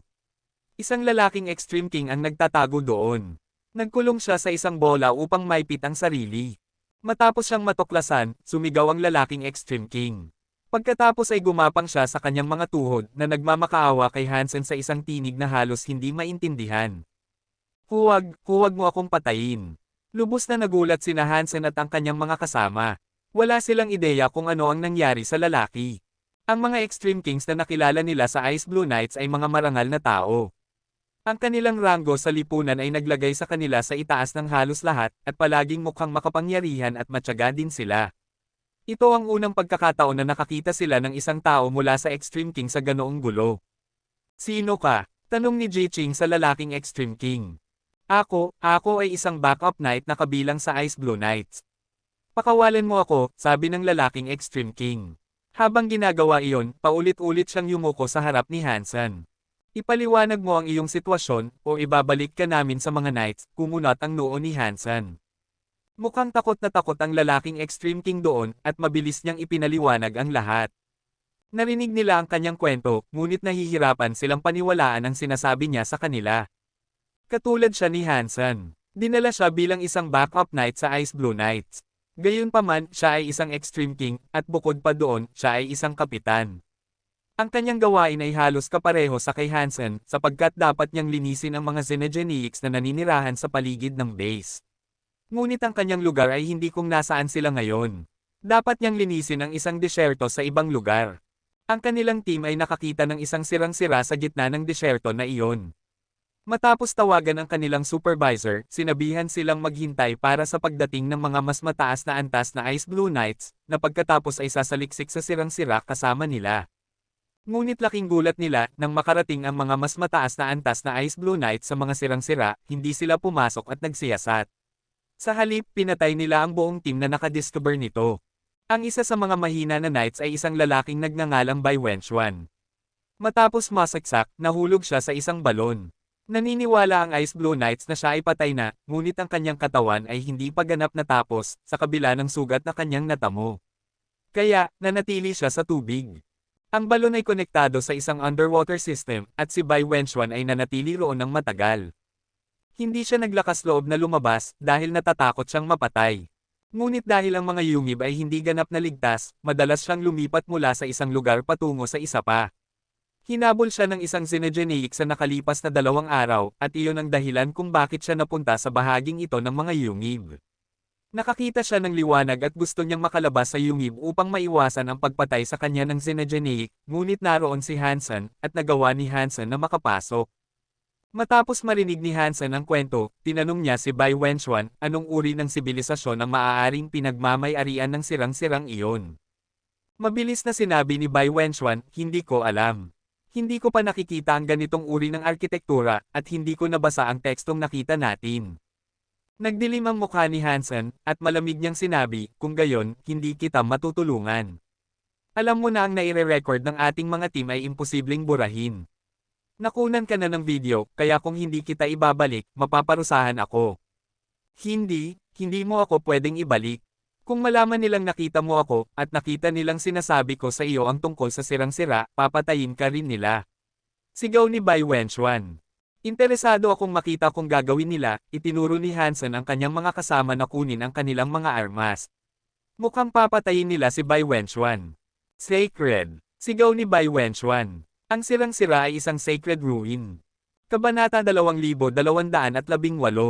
Ang Sacred ang pinakamalakas na grupo sa buong universo, sa isang punto sa panahon. Pinanatili rin ito ang mataas na posisyon na iyon sa loob ng ilang panahon. Ngayon ay naroon na ang Very High, ang Ancient God, at ang Extreme King. Ang tatlong iyon ang bumubuo sa pinakamahuhusay sa pinakamahuhusay. Ngunit noon, ang Sacred lamang ang may sapat na kapangyarihan upang pamahalaan ang buong universo. Ang pinuno ng Sacred ang pinakamalakas sa lahat, at ang kanyang 10 general ang pinakamalakas na elite na umiiral. Ang mga sirang-sira na natagpuan ni Bai Wenchuan at ang kanyang mga kasama ay may tekstong nakasulat na Ghost Bone Town, at mayroong estatwa doon ng general mismo. Inisip nila nang may katwiran na ang bayan ay pag-aari ni General Ghostbone. Iniwan ba ni General Ghostbone ang sirang-sirang ito? Kahit na ginawa niya iyon, walang dahilan para patayin ka ng Ice Blue Knights. Sino ang nanguna sa Ice Blue Knights noon? Tanong ni Hansen habang tumigil si Bauer sa pagfilm kay Bai Wenchuan. Gumugol si Hansen ng ilang oras sa pagsisiyasat sa Sacred matapos ang insidente sa Purple Eye Butterfly, ngunit ang mga pangyayari ay naganap ng napakatagal na, at ang karamihan sa mga nangyari ay nabura o nawala na sa mga tala ng panahon. Wala nang marami tungkol sa mga ito ang natitira pang matutunan. Ang mga impormasyon na natuklasan ni Hansen ay alinman sa hindi kapaki-pakinabang na mga paglalahat o tila hindi kapanipaniwala na mga alamat na ang kredibilidad ay hindi niya lubos na masisiguro. Si General Ghostbone ay isa sa 10 general ng Sacred. Alam ni Hansen na mahilig siyang pumatay. Siya ang kapitan ng Sacred Blood Army ng Sacred. Pinangunahan niya ang kanyang Sacred Blood Army upang patayin ang lahat ng bagay at lahat ng tao, at sa paglipas ng panahon, nakaipon siya ng bilang ng mga pinatay na maraming bilyon. Ang pagbanggit lamang sa kanyang pangalan ay sapat na upang magdulot ng takot sa mga puso ng mga residente ng Geno Universe noon. Ngunit tulad ng ibang mga general, si General Ghostbone ay nawala matapos ang pagbagsak ng Sacred. Hindi alam kung namatay siya o naging isang bagay na katulad ni Purple Eye Butterfly. Ngunit hindi naniniwala si Hansen na papatayin ng Ice Blue Knights ang mga backup knights dahil lamang sa nakakita sila ng isang lumang labi na nauugnay kay General Ghostbone. Kung nasuri na nila ang mga sirang-sira at marahil ay nakakita ng isang bagay, maaaring may katuturan na patayin sila noon. Ngunit kaka-rating lamang nila bago ang komplikadong mga sirang-sira. Hindi pa nila nasisiyasat ang lugar, kaya ang pagpatay sa kanila ay walang katuturan. Dalawang posibleng paliwanag ang naisip ni Hansen para dito. Ang unang posibilidad ay nagsisinungaling si Bai Wenchuan. Ang isa pang posibilidad ay ang team ng lalaki ay hindi na kailangang magsaliksik pa dahil nakakita na sila ng isang bagay na hindi nila dapat makita. Hindi pa ako nagtatagal sa Ice Blue Knights. Kilala ko lang si Inspector Edward, hindi ko kilala ang iba. Ngunit sa tingin ko nakinig silang lahat sa kanya, sabi ni Bai Wenchuan. Kumunat ang noo ni Hansen. Ang mga inspector ay mga lalaking nanunood sa mga knights. Hindi nila makontrol ang mga knights, ngunit maaari nilang obserbahan ang mga ito at gumawa ng mga ulat ng direkta sa mga mas mataas na opisyal ng Extreme King. Ang mga inspector ay parang mga mata para sa mga pinuno ng Extreme King. Karaniwan, ang mga inspector ay hindi kailangang makipaglaban. At kung sila ay nakikilahok sa isang misyon, hindi sila itinalagang mga pinuno. Hindi sila magbibigay ng mga utos. Maaari lamang silang sumubaybay at mag-inspeksyon. Wala silang awtoridad. Hukom sa sinabi ni Bai Wenchuan, ang inspector na ito ay hindi kumilos tulad ng dapat. Kung hindi nagsisinungaling si Bai Wenchuan, kung gayon ay may isang bagay na nangyari na hindi niya napansin. Dalhin mo ako sa mga sirang-sira, sabi ni Hansen kay Bai Wenchuan. Pero, nag-alangan si Bai Wenchuan. Dadalhin mo kami sa mga sirang-sira, o ibabalik ka namin sa Ice Blue Knights. Patunayan mo sa akin na nagsasabi ka ng totoo. Ang pagpipilian, gayunpaman, ay nasa iyo, kalmadong sabi ni Hansen. Ayon kay Bai Wenchuan, nang matuklasan ng kanyang team ang mga sirang-sira, ang Ice Blue Night Kings ay nasa labas ng mga sistema ng kaguluhan. Kung ang sinasabi niya ay totoo, marahil si Inspector Edward ay naghahanap na kumuha ng isang bagay mula sa mga sirang-sira para sa kanyang sarili. Interesado si Hansen sa kung ano ang maaaring naroon kung gusto talaga ito ni Inspector Edward na pumatay ng lahat para dito. Lubos na interesado si Hansen sa anumang bagay na may kinalaman sa Sacred. Si Bai Wenchuan ay isang marquis lamang. Siya ay isang Extreme King, ngunit hindi siya mas malaki kaysa sa isang karaniwang mamamayan. Kung siya ay isang espesyal na tao, hindi siya magiging isang backup knight. Para sa isang marquis ng isang mas mataas na lahi, ang kanyang kapangyarihan ay medyo maayos. Ngunit kung ikukumpara kay Hansen, siya ay mas mababa. Kaya, ipinakita ni Hansen ang kanyang kapangyarihan sa lalaki. At pagkatapos, sumunod ang lalaki. Pumayag siyang dalhin ang grupo ni Hansen sa mga sirang-sira. Ngunit naligaw si Bai Wenchuan habang tumatakas siya sa subterranean labyrinth. Sa gusot na iyon ng mga underground tunnels, matagal siyang nakahanap ng daan. Hindi makakalakad si Hansen sa ibabaw dahil ang kanyang team ay hindi namamahala sa paglilinis ng ibang mga rehiyon. Kung malaman ng mga knights na pupunta sila sa disyerto, ito ay ituturing na isang pagkabigo ng kanilang tungkulin. At mayroong lahat ng posibilidad na maniwala ang mga knights na sila ay mga especially iya na kabilang sa ibang lahi. Bagamat medyo naglibot ang kanilang landas, ang kanilang direksyon ay tama, at pagkatapos ng isang araw ng paglalakbay, sina Hansen at ang kanyang mga kasama ay nakarating sa isang underground water system. Bago sila pumasok sa ilog, mayroong isang pagsabog. Isang higanting ahas na kasing kapal ng isang bar isles ang lumabas. Humihip ito ng isang usok na kulay berde sa kanila. Duke antas na Yin River Snake. Sigaw ni Bai Wenchuan. Lumingon siya na may intensyon na tumakas. Ngunit hinawakan siya ni Wang Fujing sa kanyang damit at hinaila pabalik. Habang ginagawa niya iyon, pinaputok ni Han Menger ang kanyang pana. Isang itim na liwanag ang lumitaw, at pinunit nito ang berdeng usok at tinanggal ang buong ulo ng nilalang. Ang higanting katawan ng Yin River Snake ay bumagsak sa pampang ng underground river. Napatitig si Bai Wenchuan. Lumingon siya kay Han Menger na may blankong ekspresyon. Sino? Sino kayo? Isang Marquis backup ang pumatay lamang ng isang Doki Yin River Snake sa isang suntok. Ang mga taong tulad nito ay dapat na mga miyembro na ng mga knights. Bukod pa rito, sinasabi ni Hansen na gusto niyang pumunta sa mga sirang-sira. Tiyak na hindi sila mga backup knights. Kilala mo ba si Ginoo White? Tanong ni Hansen na may kisap ng kanyang mga mata. Ibig mong sabihin si Advisor White. Kakilala mo si Advisor White. Mukhang nagulat na masaya si Bai Wenchuan. Tingnan mo, maaaring may pagkakataon kang mabuhay dito. Ang pagdadala sa iyo pabalik sa Extreme Kings ay hindi mahirap, nagkunwaring mahiwaga si Hansen. Tinapik niya ang balikat ng lalaki, at pagkatapos ay tumigil sa pagsasalita. Alam na ngayon ni Bai Wenchuan na sina Hansen at ang kanyang mga kasama ay kabilang kay Ginoo White sa isang kapasidad. At iyon ay nakatulong upang mapalakas ang kanyang kumpiyansa at pagnanais na tumulong. Maraming underwater xenogeneics ang kanilang nakaharap, ngunit wala sa kanila ang nasa antas ng hari. Karamihan sa kanila ay alinman sa marquises o dokes. Napatay ni Han Menger ang bawat isa bago pa man magkaroon ng pagkakataon ng iba. Naalala ko ang lugar na ito, liko sa batong ito, at malapit na tayo sa pool. Lumangoy pababa sa pool na iyon, at magkakaroon ng daan na dadalhin tayo sa balon, itinuro ni Bai Wenchuan ang isang kakaibang bato habang nagsasalita siya.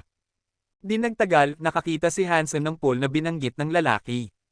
Pinangunahan ni Hansen ang daan, at pagkatapos, lahat sila ay sumisid upang maabot ang underwater passage.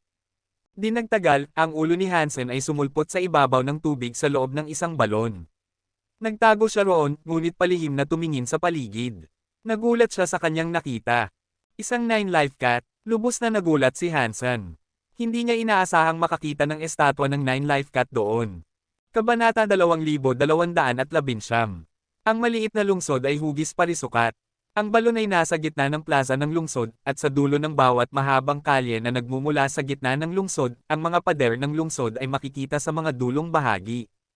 Sa likod ng plaza ay isang palasyo ng bato, at sa magkabilang gilid ng mga gate ay may mga estatwa ng bato.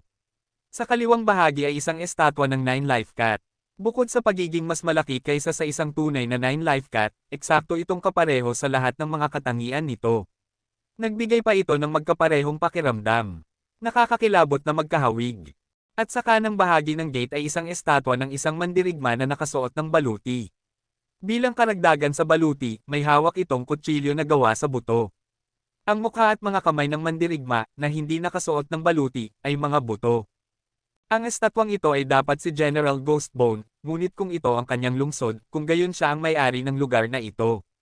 Bakit ang kanyang estatwa ay nasa tabi ng gate na parang isang bantay? Pagkatapos ay may naisip si Hansen, at ang kanyang hininga ay napigil sa kanyang dibdib.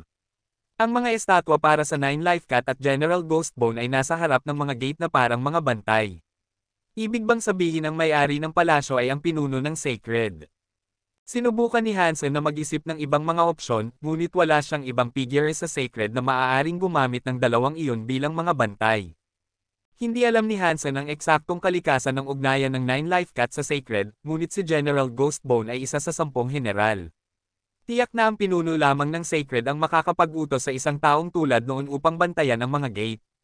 Ginamit ni Hansen ang kanyang Dangshan Aura upang suriin ang kanilang paligid. Hindi niya madetect ang iba pang mga nilalang sa paligid. Marahil ay nahanap na ni Inspector Edward ang kanyang hinahanap at pagkatapos ay umalis na. Ngunit ayaw ni Hansen na ipagsapalaran ang pag-alis sa balon sa ngayon. Ang gate sa unahan ay bukas. Dahil nakabukas ito, mahirap hindi maghinala na maaaring may tao doon. Kailangan niyang maging maingat. Maghintay kayo dito, pupunta akong sumilip, tumingin si Hansen kay Wang Fujing na nasa tabi niya sa tubig, pagkatapos ay hinawakan niya si Little Invisible. Pagkatapos noon, nawala si Hansen. Lihim siyang umakyat mula sa balon. Nilapitan ni Hansen ang palasyo gamit ang kanyang Dangshan aura upang maitago ang kanyang presensya ng lubusan. Maingat na naglakad si Hansen sa harap ng palasyo. Nang tumingin siya sa loob ng palasyo, natigilan siya. Dahil ang lungsod ay hindi gaanong kalaki, ang palasyo ay halos binubuo ng isang bulwagan. Mula sa kanyang pwesto, nakikita ni Hansen ang lahat ng bagay sa bulwagan. At kakaiba, maraming butas sa sahig ng bulwagan. Para silang mga libingan. May 2 tao sa loob, at may suot silang mga badge na nagpapakilala sa kanila bilang kabilang sa Ice Blue Knights. Nagpapahinga sila sa ibabaw ng isang estatwa. Matapos makita ni Hansen kung ano ang inilalarawan ng baligtad na estatwang iyon, mas lalo siyang nagulat. Ang estatwang iyon ay eksakto namang kapareho ng nasa Human Emperor Shelter. Naisip ni Hansen na ang estatwa sa loob ng palasyo ay ilalarawan ang pinuno ng Sacred, ngunit kakaiba, ito ay isang estatwa talaga ng Human Emperor. Imposible. Galing ba ang Human Emperor sa Sacred? Ang mga timeline na ito ay hindi magkakasundo. Ang Human Emperor ay nasa mga santuaryo, at naroon na siya sa loob ng maraming taon. Ang Sacred ay nawasak na bago pa siya umalis sa mga santuaryo. Kaya, paano maaaring nandito ang kanyang estatwa? Lumapit si Hansen sa pinto at tumingin sa loob ng bulwagan. Bukod sa estatwa ng Human Emperor, wala nang iba. May ilan lamang na mesa at upuan na gawa sa bato. Gayunpaman, kabilang ang estatwa ng Human Emperor, ang lahat ng bagay na bato ay lubos na nasira. Sa simula, nakikita lamang ni Hansen ang kalahati ng sirang estatwa dahil ang isa pang kalahati ay malapit. Malinaw, may isang naghahanap ng isang bagay sa bulwagang ito. Ngunit ano man iyon, hindi pa nila ito nahanap. Kung ginawa nila iyon, 2 sa kanila ay hindi magbabantay sa lugar na iyon. Tumingin si Hansen sa 2 Ice Blue Knights na iyon, at napansin niya na hindi sila mahina o malakas. Maaaring sila ay mga dogs, ngunit hindi sila kabilang sa Extreme King. Ang isa sa kanila ay mukhang si Exploding Bear, habang ang isa ay mukhang isang dragon hybrid. Mayroon siyang mga sungay, ngunit wala siyang mga pakpak ng dragon. Sinasabi ko na si Inspector Edward ay dapat nagkakamali. Kung ito ang banal na lugar na pag-aari ng pinuno ng Sacred, bakit hindi natin nahanap ang labi na ating hinahanap? Tanong ng Firebear Duke na may buntong hininga. Kung sinabi ni Inspector Edward na narito ito, narito ito. Ngayon, manahimik ka at bumalik sa trabaho, sabi ng Hybrid Dragon Duke. Gusto kong magtrabaho, ngunit gusto kong malaman kung paano magtrabaho, tumawa ang Firebear Duke. Kumunat ang noo ng Hybrid Dragon Duke at sinabi, si Ice Blue Night King ay hindi nakabalik sa tamang oras, kaya si Inspector Edward ang bahala sa kanila. Kung hindi, makakakita ang Night King ng isang kakaibang bagay na nangyayari. Maghintay ka lang ng kaunti. Malapit na tayong kontaken ni Inspector Edward at sasabihin niya sa atin kung ano ang gagawin. Subalit nalaman ni Hansen na hindi pa nahanap ni Inspector Edward ang kanyang hinahanap. Patuloy na nakikinig si Hansen, ngunit wala siyang narinig na iba pa tungkol sa banal na lugar o sa sacred relic na kanilang hinahanap.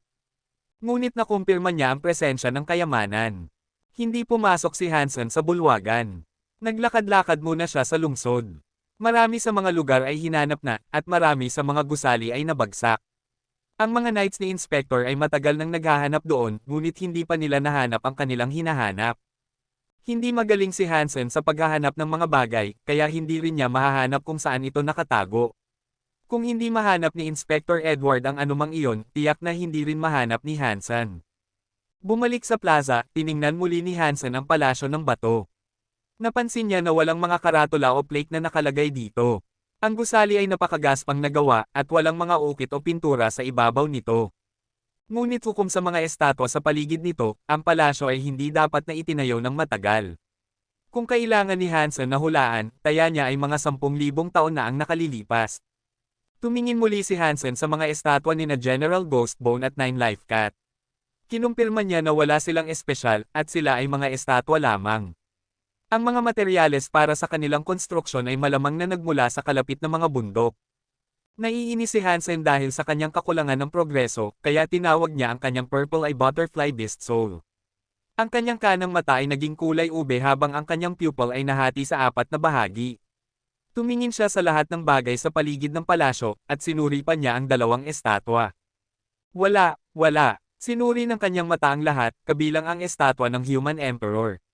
Lahat sila ay gawa sa ordinaryong mga bato, isang materyal na nasa lahat ng dako sa Planet Ice Blue. Patuloy na tumingin si Hansen sa paligid hanggang sa may isang bagay na nakakuha ng kanyang atensyon. Malapit sa estatwa ng Human Emperor ay isang basag na tile ng bato. Mukhang dapat itong kabilang sa isang canopy na minsan ay nakalagay sa ibabaw ng ulo ng estatwa ng Human Emperor. Ang tile ng bato ay isang tipak ng canopy na iyon. Ang estatwa ng Human Emperor ay naputol sa kalahati, at ang canopy ay nasira rin. Bumagsak ito malapit sa estatwa, at ang ilan dito ay nabasag, samantalang ang ibang mga bahagi ay nanatiling buo. Nang suriin ni Hansen ang mga labi, nakita niya na ang karamihan sa mga piraso ng bato ay ordinaryong mga tipak ng bato. Wala silang espesyal. Ngunit hindi masuri ng mata ni Hansen ang isa sa mga bato. Ang mata ni Hansen ay gumagamit ng isang deified beast soul. Kung ang deified na kapangyarihang iyon ay hindi makapag-analyze ng isang piraso ng bato, kung gayon iyon ay isang anomalya na nakita ni Hansen na napaka-interesante. Kabanata 2220. Ang tile ng batong iyon ay nakalatag sa gitna ng mga labi, at upang makuha ito, kailangan ni Hansen na alisin ang grupo ng mga bato na nakabaon dito. Sa kasamaang palad, ang dalawang dogs ay naroon pa rin. Imposibleng makuha ang bato nang hindi sila ginugulo. Sinubukan ni Hansen na mag-isip ng isang paraan na maaari niyang makuha ang tile ng bato nang hindi nakakaagaw ng kanilang atensyon. Ang pagpatay sa dalawang dogs ay hindi mahirap para kay Hansen, ngunit kung sinayang niya sila, maaalerto nito si Edward na may nakakita sa mga sirang-sira. Mauudyukan nito ang inspektor na magsaliksik, kahit papaano. Pagkatapos ng lahat, ang tanging mga naninirahan sa planetang iyon na hindi xenogeneics ay ang Ice Blue Knights. Ang target ni Edward ay isang tao mula sa base. Ang pinakamagandang taya ni Hansen ay ang magnakaw ng tile ng bato habang iniiwasan ang pagkaagaw ng pansin ng mga bantay. Makakatipid ito sa kanya ng maraming problema. Ngunit ang Firebear at Hybrid Dragon ay nanatili sa kanilang posisyon sa ibabaw ng estatwa. Nakaharap sila sa direksyon ng tile, kaya ang pagkuha nito ay imposible sa ngayon. Matapos mag-isip ng ilang sandali, iniwan ni Hansen ang bulwagan ng bato. Tumingin siya sa paligid ng lungsod at napagtanto na siya ay nasa isang disyerto na walang mga nilalang. Walang mga xenogeneics para maakit ni Hansen ang kanilang paraan. Pagkaraan ng ilang sandali, bumalik si Hansen sa balon at tinawag si Little Star. Inilagay niya si Little Invisible sa likod ni Little Star, pagkatapos ay hiniling sa nakatagong Little Star na magnakaw ng tile. Si Little Star ay maaaring kumuha ng mga bagay at ilipat ang mga ito sa pamamagitan ng mga solidong materyales. Maaari niyang kunin ang tile ng bato sa pamamagitan ng mga labi nang hindi nakakaagaw ng anumang atensyon. Kailangan lamang ni Hansen na maabala ang dalawang dogs ng sapat na panahon para mawala ang tile ni Little Star. Sa ganoong paraan, walang matitirang bakas dahil ang iba pang mga bato ay hindi ililipat. Matapos makapasok si Little Star, nag-face siya sa tumpok ng mga labi ng bato, at habang nakatalikod ang dalawang dogs, nilamon niya ang tile ng bato at umalis kasama nito. Magandang trabaho! Dinala ni na Little Star at Little Invisible ang tile ng bato pabalik sa kanya, at ang kanilang tagumpay ay nagpasaya kay Hansen. Inilagay niya ang tile ng bato sa kanyang bulsa at dinala ang kanyang mga kasama upang lumabas sa lungsod sa pamamagitan ng mga underwater channel sa ilalim ng balon. Bumalik si Hansen sa lugar na dapat niyang patrolyahin, at pagkatapos ay inilagay niya si Bai Wenchuan sa loob ng Destiny's Tower. Dinala niya si Ji Qing kasama niya upang pumatay ng higit pang mga xenogeneics, ngunit habang nakikipaglaban sila, nasira ang kanilang recorder. Ang nilalaman sa loob ng recorder ay hindi mabubure. Kinuna nila ng video si Bai Wenchuan, kaya ang device ay kailangang sirain. Bumalik si Hansen sa base upang kumuha ng isa pang recorder, at naging maayos ang lahat. Walang naghihinala. Ang mga xenogeneics ay tila may ugali na sumisira ng mga recorder. Nang maayos na ang lahat, pumunta si Hansen sa kanyang silid sa base upang magpahinga. Ginugol din niya ang oras sa pagsasaliksik sa tile ng bato na kanyang nakuha. Ang tile ng bato ay mukhang ordinaryo. Ang slab mismo ay kasing laki lamang ng kamay ng isang tao. Walang mga salita o simbolo dito. Mayroon itong bahagyang kurbada, parang isang plato ng bato. Ginamit ni Hansen ang purple eye butterfly lens upang suriin ito, ngunit hindi niya masuri ang komposisyon nito. Hindi niya malaman kung paano ito nilikha. Dahil hindi na niya mahanap ang anumang iba pa sa ganoong paraan, inilagay niya ang plato ng bato. Tinipon ni Hansen ang kanyang team at inihanda ang sarili upang pumatay muli ng mga Xenogeneics, at sa isang stroke ng swerte, inutusan sila ng mga knights na linisin ang Lava Valley. Ang team na dati ay namamahala sa paglilinis ng Lava Valley ay nagkaroon ng kamalasan na makatagpo ng isang nag-aapoy na Duke Monster sa Lava Sea. Dahil sa mga sugat na kanilang natamo, hindi na nila kayang trabahuhan ang lugar na iyon, kaya kailangan ng isa pang team na ipadala kapalit nila. Ilang team ang gustong pumunta doon dahil sa likas na panganib ng lugar.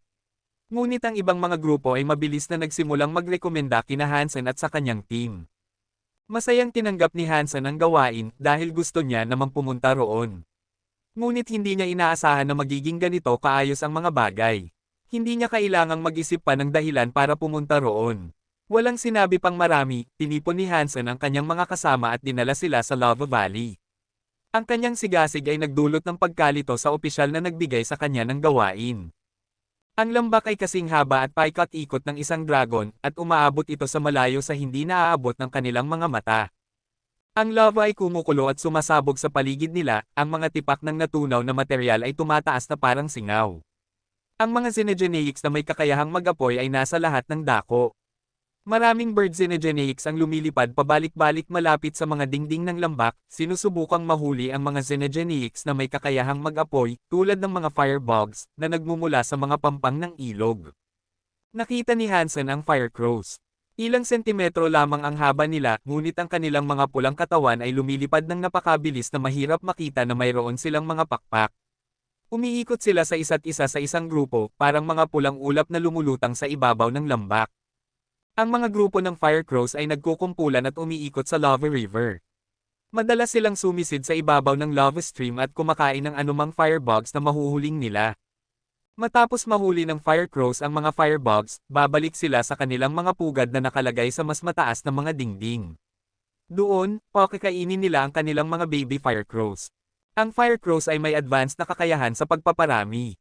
Maaari silang gumawa ng mga anak bawat ilang buwan. Kung hindi nila kailangan ng isang matinding kapaligiran na tulad noon, ang kanilang bilang ay tiyak na lalampas sa buong planeta. Gusto ni Jiqing na magpakita. Nang makita ang isang kawan ng firecrows, kinuha niya ang kanyang sandata at sumugod patungo sa kanila. Hindi rin nagpigil si Hansen dahil agad siyang nagpadala ng rocket patungo sa firecrows. Xenogeneic Viscount Finger Firecrow na patay. Natagpuan ang Xenogeneic gene. Nakuha ang Beast Soul ng Finger Firecrow. Hindi kailanman napagod si Hansen na marinig ang anunsyong iyon. Mabilis siyang nagpunta upang suriin kung anong uri ng Beast Soul ang kanyang nakuha. Viscount Beast Soul Finger Firecrow, Halo Type. Natigilan si Hansen. Ang mga Beast Soul na halo ay bihira, ngunit ang talagang gusto niya ay isang sandata. Tinawag ni Hansen ang Beast Soul ng Finger Firecrow, at isang nag-aapoy na halo ang lumitaw sa kanyang mga paa. Parang may isang nag-aapoy na ibon na umiikot sa kanyang mga binti. Ang kanyang katawan ay mukhang pula. Kapag umatake si Hansen, ang kanyang mga pag-atake ay magdudulot ng fire damage. Isang singsing na nagdudulot ng fire damage. Nakakaawa na isa lang ito, nalungkot si Hansen. Ang pagsasama ng Sun Raven Beast Soul dito ay magiging sayang. Sa kabutihang palad, maraming uri ng mga nag-aapoy na ibon ang naninirahan sa Lava Valley. Kailangan ni Hansen na maghanap ng mas angkop na target. Kung hindi siya makakahanap ng isang angkop, kailangan niyang isipin ang pag-aayos sa Firecrow. Habang nagsimulang maglakbay si Hansen sa Lava Valley, pinapatay ang mga Xenogeneics habang naglalakad siya, isang hubad na lalaki na may buhok na blonde ang papunta sa Ghost Bone Town. Nakangiti siya, at ang kanyang katawan ay parang kay Apollo. Isa siya sa Extreme Kings. Ginoo Edward. Nakita ng Firebear Duke at ng Hybrid Dragon ang Extreme King na lalaking papalapit. Lubos silang yumuko sa kanya. Tumango si Edward. Tumingin siya sa paligid ng bulwagan, pagkatapos ay tumigil malapit sa mga labi ng bato at kumunat ang noo. May inilipat ba kayo sa bulwagan? Ang dalawa ay mukhang takot na takot, kaya sinabi nila, sinusunod namin ang iyong mga utos ng eksakto. Hindi kami umalis sa estatwang iyon mula nang utusan mo kami doon, at wala kaming inilipat sa bulwagan. Tumango si Edward at nagtanong, may nakita ba kayong kakaiba sa paligid? Wala namang kakaiba, sabi ng dalawa matapos ang isang sandali ng pag-iisip. Tumingin si Edward sa mga labi. Nag-isip siya ng ilang sandali, pagkatapos ay sinabihan ang dalawang bantay na manatili sa estatwa. Lumingon siya at umalis sa Ghostbone Town.